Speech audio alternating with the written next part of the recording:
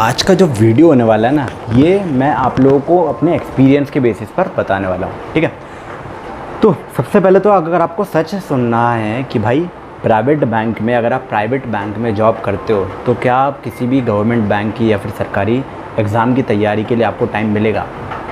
देखो, सच्चाई ये है कि भाई नहीं मिलता है ना। मोटिवेशन वाले जो रील्स होते हैं ये तुमको बताते हैं कि भाई बस 2 घंटा निकाल लो, ठीक है, कैसे भी करके आप निकाल लो, या फिर आप ऑफिस से आकर के निकाल लोगे, मोटिवेट रहो, ये वो। बट भाई ग्राउंड रियलिटी ये है दोस्तों कि यार आप ना थक जाते हो एंड मेंटली ना ड्रेन हो जाते हो, ठीक है, और किताब खोलते ही ना आपको नींद आने लगेगी।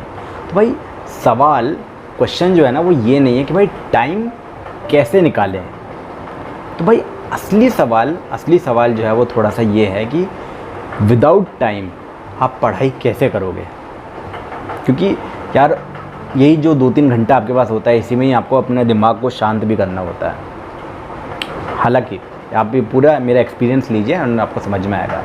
एक नॉर्मल दिन मैं आप लोगों को समझाता हूँ जिससे आपको बहुत ज़्यादा आप समझोगे मेरी बात को। सवेरे आपको 9 बजे निकलना होगा, ठीक है, 10 से 7 तक करीब आपकी जॉब रहेगी। इसी बीच में आपके टारगेट्स रहेंगे, कॉल्स रहेगा, प्रेशर्स रहेगा, आप ट्रैवल करोगे इसके बाद 1 या 2 घंटा, ठीक है, आपका ट्रैवल भी लगेगा। रात को जब आप घर आते हो तो आपको जो दिमाग होता है ना ये ऑलरेडी ख़त्म हो चुका होता है, ठीक है। अगर आप मम्मी पापा के साथ में रह रहे हो तो आपको खाना मिल जाएगा, नहीं तो आपको खाना भी बनाना पड़ेगा, ठीक है। अब आप यहाँ पर बोलोगे कि भाई 4 घंटे बचे हैं, 4 घंटे आप पढ़ लो। तो भाई ये चीज़ ना प्रैक्टिकल नहीं है। सच बात आप लोगों को बताऊं कि ये चीज़ प्रैक्टिकल नहीं है। एंड यही रीज़न होता है कि भाई जॉब के साथ में लोग गवर्नमेंट की तैयारी नहीं कर पाते हैं, ठीक है। प्राइवेट बैंक जो जॉब होती है, यहाँ पे मैं बैंक जॉब की बात कर रहा हूँ। तो भाई सीरियस प्रिपरेशन अगर आप करना चाहते हो, भाई टाइम मैनेजमेंट आपका यहाँ पर संभव नहीं हो पाता है, ठीक है। आपकी जो एनर्जी मैनेजमेंट है ना, ये चीज़ बिल्कुल पॉसिबल नहीं हो पाती, क्योंकि आपकी एनर्जी ना दिन भर की जो थकान होती है वो आपकी एनर्जी चूस चुकी होती है, ठीक है, एंड लिटरली चूस चुकी होती है। अब थोड़ा सा मैं आप लोग को रियलिटी बेस्ड बात बता रहा हूँ। भाई आप लोग एक रूल देखो कि भाई लॉन्ग स्टडी के जो सेशंस होते हैं ना, ये तो आप भूल जाओ, कम्प्लीटली भूल जाओ। 3 से 4 घंटा कंटिन्यूस पढ़ाई यहाँ पर आपकी इम्पॉसिबल रहेगी, ठीक है। 30 से 40 मिनट की अगर आप फोकस स्टडी कर पाओ तो ये आपकी यहाँ पर पॉसिबल हो जाएगी, अगर आप सही तरीके से थोड़ा सा उसको मैनेज करोगे तो। देखो, अगला रूल की अगर मैं बात करूँ तो भाई आप छोटे छोटे स्लॉट्स में यूज़ कर सकते हो इस चीज़ को, ठीक है। तुम्हारे पास हिडन टाइम होता है, तुम्हारे पास जो होता है ना हिडन टाइम होता है। कैसा? ट्रैवल का जो टाइम होता है उसको आप यूज़ कर सकते हो। लंच ब्रेक को यूज़ कर पाओ तो बहुत अच्छा, वैसे नहीं कर पाओगे, ठीक है।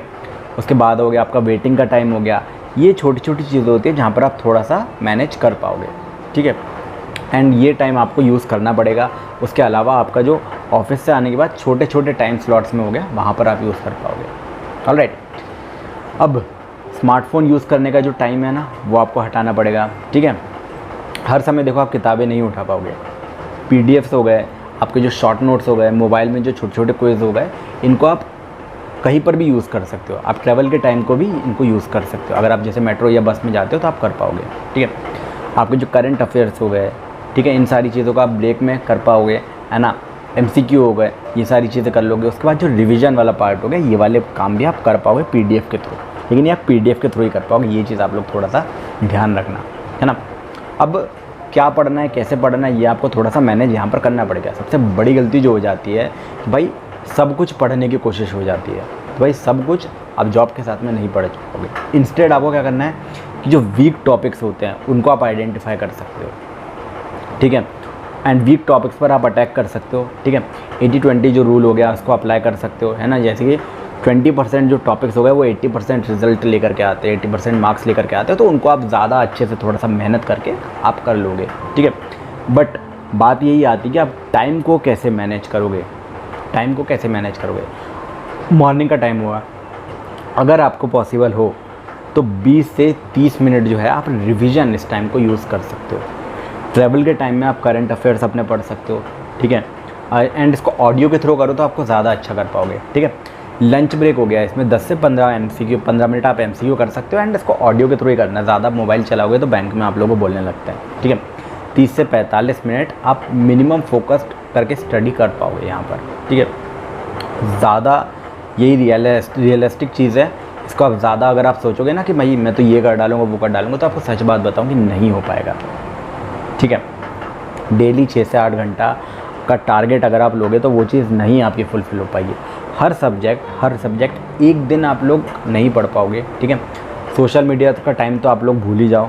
ठीक है, टाइम वेस्ट आप लोग को बिल्कुल भी नहीं करना है, क्योंकि अगर आप बैंक की जॉब के थ्रू, बैंक की जॉब के साथ में आप प्रिपरेशन का सोच रहे हो तो भाई बिल्कुल भूल जाओ।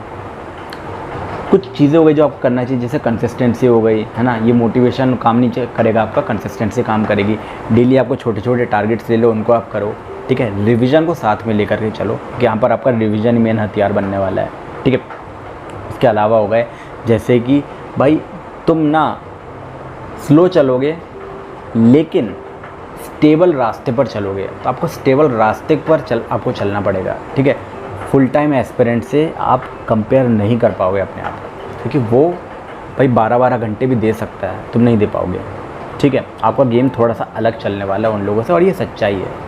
तो आपको इन प्रैक्टिकल वेज़ को फॉलो करना पड़ेगा दोस्तों, अगर आप सचमुच प्रिपरेशन करना चाहते हो तो। देखो, प्राइवेट जॉब में सिलेक्शन मुश्किल है, ठीक है, लेकिन इम्पॉसिबल नहीं है, पॉसिबल है अगर आप उसको सही तरीके से मैनेज कर पाओ तो। स्मार्ट तरीके से आपको काम करना पड़ेगा, स्मार्ट अप्रोच आपको करनी पड़ेगी, एंड जो लोग इस चीज़ को सही तरीके से फॉलो करेंगे ना, वो लोग इसको निकाल भी पाएंगे। ठीक है, मैंने आपको जो कुछ टिप्स एंड ट्रिक्स बताए हैं ना, इनको आप फॉलो कर सकते हो, एंड इस तरीके के और आप जब उस रूटीन में आओगे ना, तो इस तरीके के और चीज़ों को आप निकाल करके लेकर के आ पाओगे। ठीक है, टाइम देखो सबके पास उतना ही होता है, टाइम आपको बनाना पड़ेगा। एंड ये चीज़ याद रखना कि भाई जितना है उतना ही सही, उसको सही तरीके से यूज़ कर लिया आपने तो आपका काम अच्छे तरीके से हो जाएगा।